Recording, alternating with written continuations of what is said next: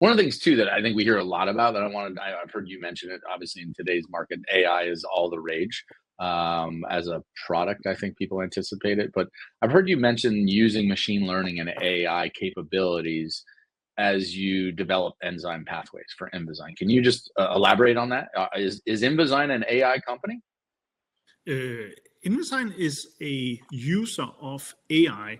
We are maybe not on the hype cycle of calling ourselves an AI company. The same way back in time when people they thought they were first in on internet, and they invested in all the people digging down internet cables, and they ended up missing out on the value proposition that was actually the applications of the internet. There was the social media, the Googles, and so on of the world. We see the same thing going on right now, where a lot of people is throwing a lot of money into the tools, and then they're giving us those tools for free, and we can apply them and generate value. So we are users of AI and machine learning, and because of what I've been working with before, it's a pretty natural thing for me to introduce to a company, because we have been using computational power and machine learning for generations now, generations of startups now.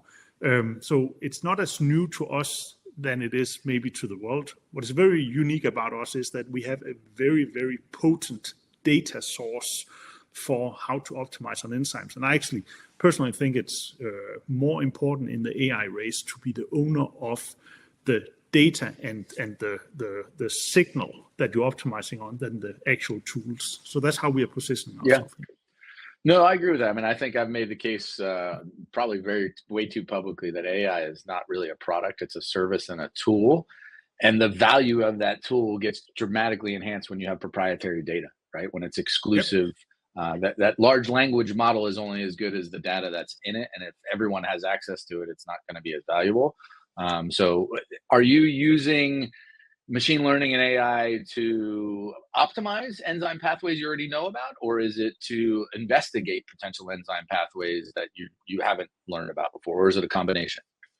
So it's definitely a combination, but to be concrete about what we do the most is when we run enzymes outside of the cell, so not inside of the cell where there's the whole protection of the cell and all the support mechanisms, the enzymes need to be more stable. We want our enzymes to be super specific in what they do, and we want them to be fast as some of the features we're looking for. Think of an enzyme as a little work horse that is put up in a production line. So the first workhorses, they break the things down into the right building blocks. The next ones put them back together in the right order. We want all the guys in that chain to be as efficient as possible and not suffer from being in this outside environment where it's free of all the problems from the cell. So that's what we are optimizing towards. So each enzyme we run basically data on and computationally find out the genetic optimizations we can do that we then test in the lab, feed that data back into the algorithm and basically optimize. So it's a way of removing the bottlenecks in the production line. Yeah, I think it's also important too to talk a little bit more about the underpinning technological principles, right? Because I think when people hear of new technologies, they think it's something that's maybe unproven, untested, not well known, not well studied. That's definitely not the case here with Invizyne. I mean, when we talk about the origin story, it was discovered more than 10 years ago out of UCLA with Dr. Jim Bowie and two of the other founders, Tyler and Paul. I believe I might be correct in saying some of this enzyme engineering is the recipient of recent Nobel Prizes in chemistry. So can you just kind of speak to really the tech foundation underneath Invizyne, how that's being leveraged and how some of that is uniquely owned by Invizyne as well?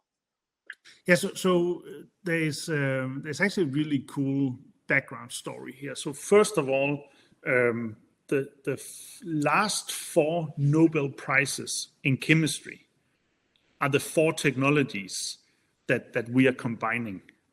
That's the state of the art kind of argument, and I think that's a pretty solid argument. So those are technology directions that allows for certain things when you optimize. It's things like CRISPR and gene engineering.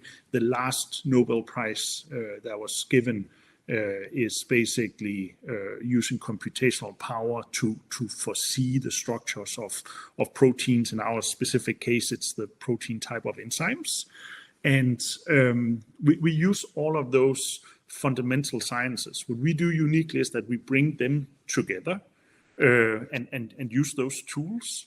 And the last, you can argue that the last Nobel Prize is literally AI use in proteins, and we use them specifically for enzymes. So we are in the privileged situation of having the data source that is specific for enzymes. So we are positioning ourselves to be really good at that, both because we are really good at it now, but also because we are in a competitive situation where we become better and better and better the more we use it.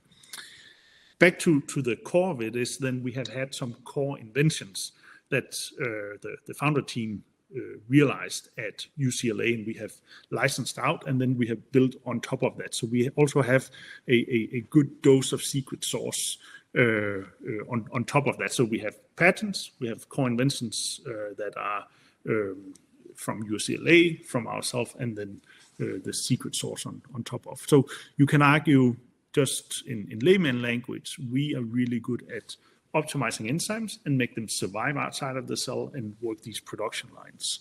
And why does that matter? Well, it's a new generation of access to natural resources or chemicals.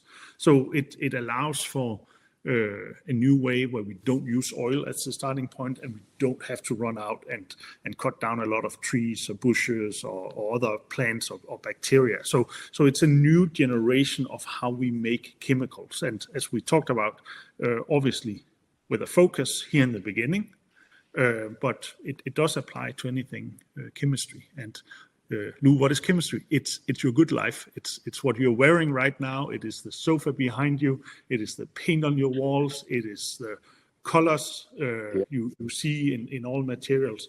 It is also in your food and in your medicine, in the fragrance and the flavors that makes the good life.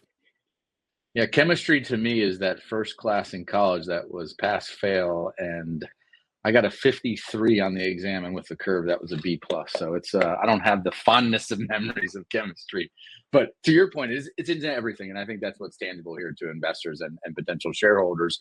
I think what also is tangible is you start explaining really the underpinning technology and what it's capable of. That you immediately realize that there's probably endless possibilities in terms of directions you can go as the CEO of this company in terms of, hey, what do I want to commercialize? How do you approach a go-to-market strategy? How do you rationalize that endless possibilities into commercial realities?